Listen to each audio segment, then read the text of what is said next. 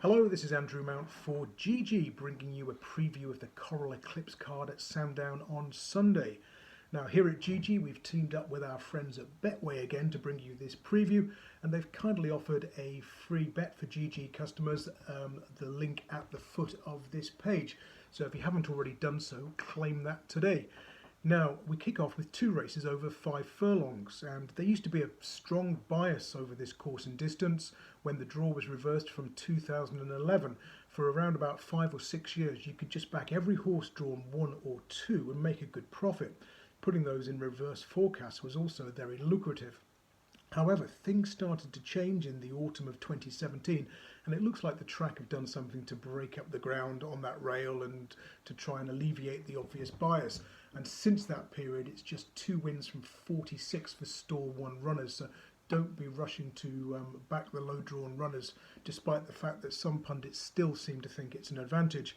Now, the listed 2-year-old race is our first contest, and Risk of Thunder, likely favourite, round about 2 to 1, is going to be coming out of stall 6. He was very impressive at Ripon last time out, and he looks the one to side with. Second favourite, Creative Force for Godolphin, has the stall 1 draw, and I think that could prove troublesome for him. Moving on, we've got the Group 3 Charge, and there's 2 I like here, and these are the 2 that I bet in the King's Stand Stakes at Royal Ascot. Liberty Beach, who was 3rd, and Rocket Action, who was further down the field, albeit at odds of 125 to 1. Now, Liberty Beach won this last year. She's an absolutely superb filly. She doesn't always settle in her races. What she needs is a lunatic end-to-end gallop to aim at, and she should get that here with plenty of front runners in opposition. Coming out of stall 6 looks ideal for her as well. Now, Rocket Action is less obvious, but he really took my eye on the all-weather last winter. Was a couple of hundredths of a second outside the 5 furlong course record at Wolverhampton, and then followed up over the same trip and track despite racing in the swamp towards the inside rail. Back from a break, the Group 1 King's Stand proved a step too far, but I still think there's improvement to come from him on turf, and he's likely to be underrated by the market again here. So moving on, the next race is the 225. This is a bit of a mini Ascot Gold Cup, really. The Henry II Stakes, a Group 3 contest over 2 miles. Now, Cross Counter and Withhold, 3rd and 4th in the Gold Cup behind Stradivarius. Reoppose here. Withhold is one of the likely pace angles, but he's not sure to have his own way in front because Mark Johnson's got Summer Moon, who also ran well at Royal Ascot. Now, possibly took up the running too soon when 3rd of 18 in that handicap. But I just worry that Summer Moon's going to get into a battle with Withhold for the early lead here, and they could set it up for a finisher. The obvious one is Cross Counter, who likes to come late, and it might be worth playing him in a forecast with David Simcock's runner.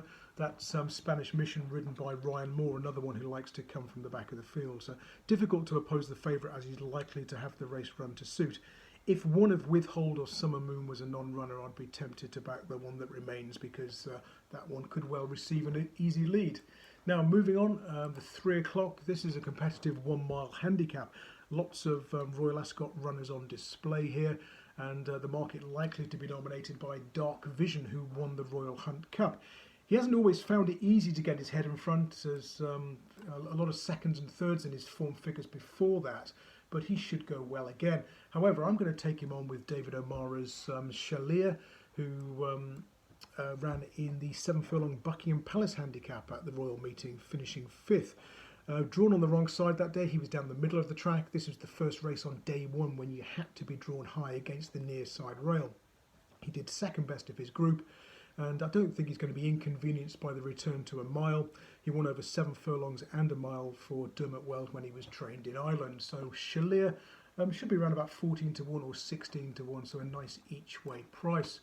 Moving on to the 335, this is the big race, the Group 1 Coral Eclipse, and last year's winner Enable bids to repeat the dose. She's going to be around about the even money mark, but she is a 6-year-old, and my database goes back to 1997, and no horse of 6 or older has won this race in that time, 0 from 17. Admittedly, most of those were bigger prices than Enable's going to be, but I still think at her age, first time out, she could be vulnerable, so I'll be looking elsewhere to take her on. Gayeth is fascinating. very impressive from the front at Newmarket last time out. Will he get left alone and be able to dominate? Possibly. And might be worth having in your calculations. But if he does get taken on, perhaps by one of the Aidan O'Brien runners, then they could set it up for a closer. Now, one of those who's likely to be finishing to good effect is Sir Michael Stout's Regal Reality, who was third at Royal Ascot on his seasonal debut and his first run since gelded. Now, last year he won second time out over this course and distance in the Brigadier Gerard Stakes, and the year before he also won second time out. So he could improve for that Ascot comeback run. And of course he was third to Enable in this race last year when losing a shoe. So around about 20-25 to 1. Regal Reality is the one I'm going to side with. It's just a shame there's not 8 runners instead of 7 for the each way. Right, moving on, the 405. This is a listed contest over 10 furlongs. Pretty tricky, but there was one I liked here, and that's Dubai Warrior. Now, Chelmsford regulars have probably fallen in love with this horse as I have. He's an absolute bull of a horse, huge, and he reminds me of the American hero Cigar. Now, he's had 7 runs in his career, 5 wins, a next second at Chelmsford at odds on when Frankie Dettori immediately put his hands up and said he got the tactics wrong after the race, and a defeat at Longchamp on his only turf outing when he got a bump at the start and just never seemed happy at any stage. So there's obviously a doubt about his the suitability of turf, and he was withdrawn at Royal Ascot because of soft ground. But if it stays dry, Dubai Warrior, he's unbeaten when ridden by Rab Havlin. He could go well here around about 5 or 6 to 1.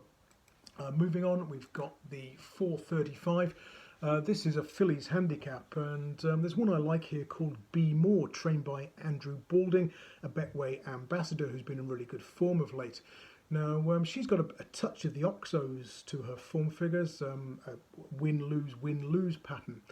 She was beaten at Haydock last time out, finishing third to 2 horses who came late and wide down the middle of the track. But the last 3 times she's been beaten, she's bounced back to win on her next start. And her wins have also come in small fields of 7 or fewer runners, and that's the size of field she faces today. So Be More to bounce back for Andrew Balding. Finally, the 510. This is another competitive handicap. We're looking at 7 furlong action here, class 3 for 3-year-olds. And interesting to see Oisin Murphy riding for Simon Dow on Hector Loza. He's 4 from 21 from riding for this yard. Only had 12 rides for them last year, 3 of those won. So he could go well at a price. And 1 heart for Mark Johnson as well. Second time after the wind up is the angle there. But there's better bets earlier on the card. Very tricky get-out stakes. So best of luck if you're having a bet on Sunday. And if you're doing so, do it with Betway. And don't forget to claim that free bet. That's it from me. Thanks very much.